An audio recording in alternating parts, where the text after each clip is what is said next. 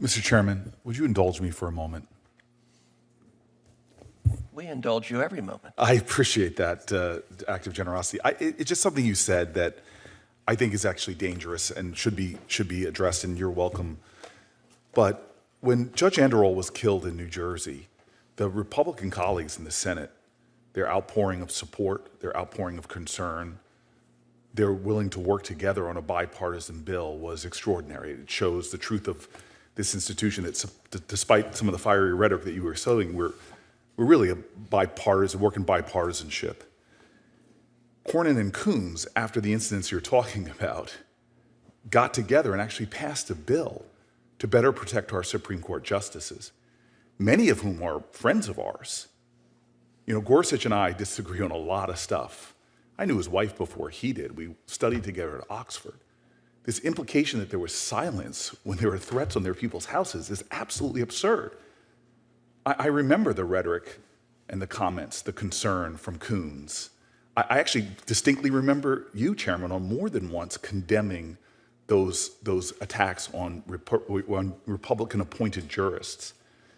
To say things like that feeds just the partisanship in this institution and feeds the fiery rhetoric. And it's just plain not true. It's just plain not true. And I think you know that, but we can pull from the record from my colleagues in real time, literally days afterwards, condemning it. There's a lot of substantive things to say here, but to think that the lack of humanity when people's homes are being threatened was not in existence, I think that's unfair and really concerns me that you would say that in the way that you did.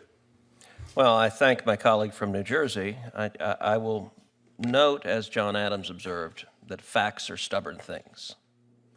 And it is existing federal law, 18 U.S.C. section 1507, that makes it a crime to protest at a judge's home. And the law provides whoever with the intent of interfering with, obstructing, or impeding the administration of justice, or with the intent or of influencing any judge, juror, witness, or court officer in the discharge of his duty, pickets or parades in or near a building housing a court of the United States, in or near a building or residence occupied or used by such judge, juror, witness, or court officer, or with such intent uses any sound truck or similar device or resorts to any other demonstration in or near any such building or residence, shall be fined under this title or imprisoned not more than 1 year or both.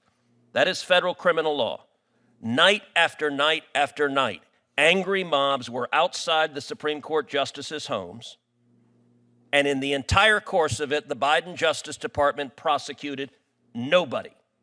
We had the Attorney General sitting at that table, and multiple Republican senators asked him, why are you not enforcing the law? What they are doing is a crime. And my friend from New Jersey said, it is a lie to say we, the Democrats, condone this. I would challenge, my friend, find a single Democrat senator on this committee holding the Attorney General to account for not enforcing this law. I was here at those hearings, and I do not recall a single Democrat senator saying to the Attorney General,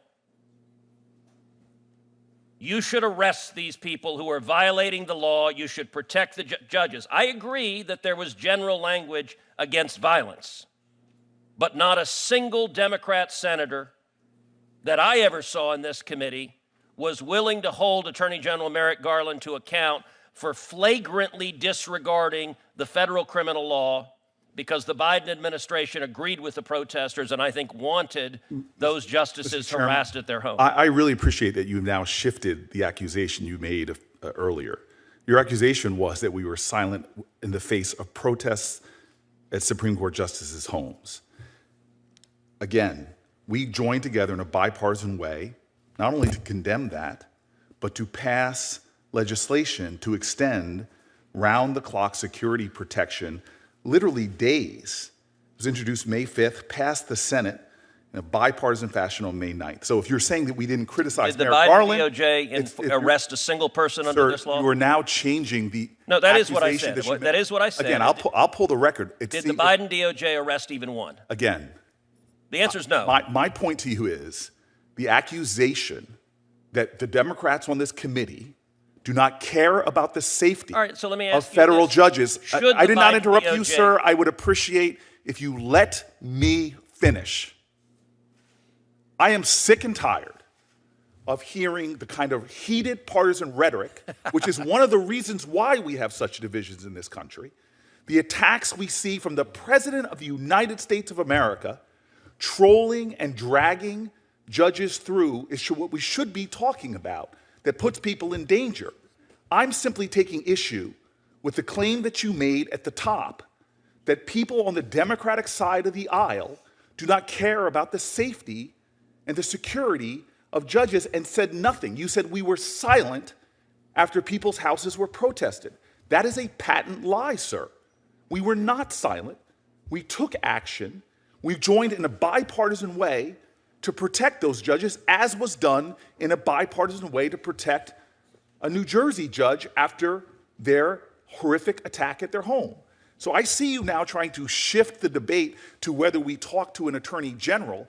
I'm simply taking issue with this accusation that somehow we Democrats are so bad because we don't call out threats to our judicial colleagues. And that is wrong. You could change the argument now that you want, but what you said was patently not true and was, in fact, a patent lie.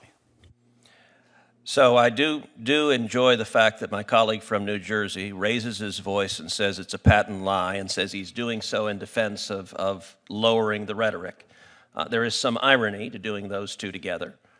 I'll point out that in the entire course of those remarks, Senator Booker did not dispute the central point I made, which is the Biden Justice Department arrested 0 people, prosecuted 0 people, for violating the criminal law, and every Democrat senator on this committee was silent about it. And this was an ongoing pattern for months. And I would note also that the senator from New Jersey clutched his pearls about language threatening judges, and yet I do not recall a single Democrat senator of this committee saying a word when Chuck Schumer went to the steps of the Supreme Court and threatened the safety of the Supreme Court justices by name, Gorsuch and Kavanaugh, and he said, "You have unleashed the whirlwind and you will pay the price." And not a single Democrat senator had a word to say about this. And so their outrage is selective. And I will give my colleague from New Jersey a chance to just answer a simple yes-no question. Should the Biden Justice Department have enforced the criminal law against protesting at a justice's home? Yes or no?